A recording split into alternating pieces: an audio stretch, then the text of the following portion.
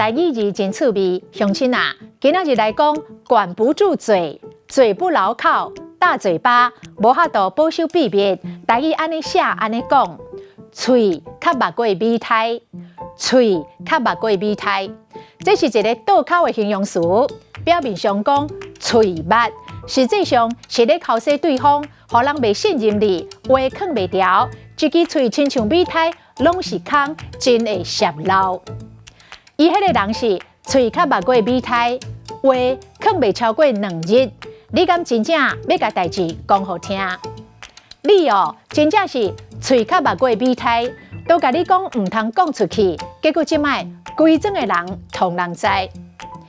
伊都嘴较密过美态，安尼甲三交代4吩咐，这代志出去袂使讲，伊翻头到世界去放送。